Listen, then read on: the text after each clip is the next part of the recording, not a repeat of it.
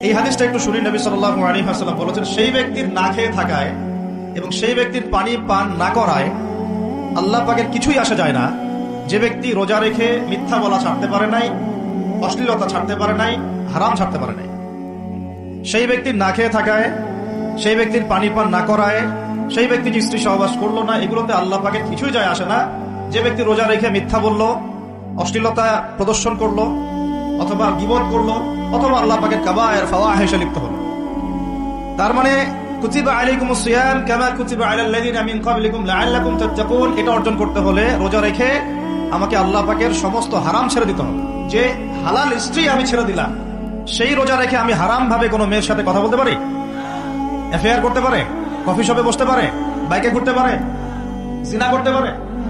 রোজা রাখার অর্থ হচ্ছে আল্লাহর সব হারাম ছেড়ে দেওয়া। এটাই রোজার শিক্ষা, লাআল্লাকুম তাত্তাকুন। আমরা প্রত্যেক বছর এই আয়াতের উপর বয়ান করি, খুতবা হয়, মিম্বর থেকে জুমার খুতবায় এই আলোচনাটা হয়।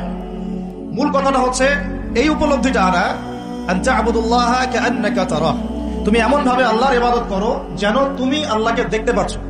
আল্লাহ আমাদের সামনে থাকলে বা আমরা যদি আল্লাহকে দেখতে পারতাম, আমরা কি বেনামাজি থাকতে পারতাম? আমরা কি সুদ খাইতে পারতাম? আমরা কি মেয়ের সাথে জেনা করতে পারতাম? সমকামিতার প্রমোশন দিতে পারতাম? ট্রান্সজেন্ডারের শরীফ শরীফা পাঠ্যপুস্তকে আনতে পারতাম? আমরা কি আল্লাহ পাককে যদি দেখতাম বেনামাজি থাকতে পারতাম? ঘুষখোর হইতে পারতাম? দুর্নীতিবাজ হইতে পারতাম? মানুষের হক নষ্ট করতে পারতাম? আল্লাহ নবীজি বলছেন, আন তা'বুদুল্লাহা কাআন্নাকা তারাহ, তুমি এমন ভাবে আল্লাহর ইবাদত করো যেন তুমি আল্লাহকে দেখছো। এই চেতনা আসলে মানুষ হারামে লিপ্ত হতে পারবে না। হলেও তওবা করে ফিরে আসবে। হলেও কি করবে? সাথে সাথে তওবা করে ফিরে আসবে। আর ওয়াইল্লাম তাকুন তারাহু, তুমি যদি আল্লাহকে দেখতে না পারো, ফাইন্নাহু ইয়ারাক, জেনে রাখবা আল্লাহ তোমাকে দেখছেন।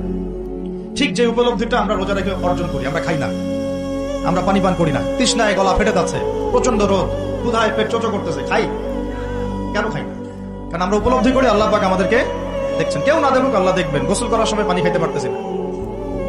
তো এই চেতনাটা শিক্ষা দেওয়ার জন্য রমাদান প্রতি বছর ঘুরে ঘুরে আসে। আল্লাহ পাক বলেন, কুতিবা আলাইকুমুস সিয়াম কামা কুতিবা আলাল লাযিনা মিন ক্বাবলিকুম।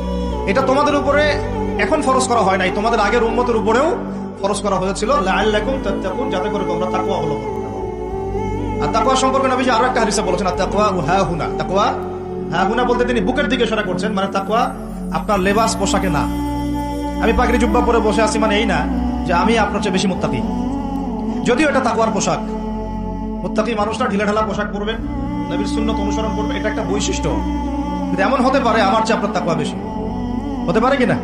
আর তাকওয়া হাহুনা, তাকওয়া কলিজার ভিতরে।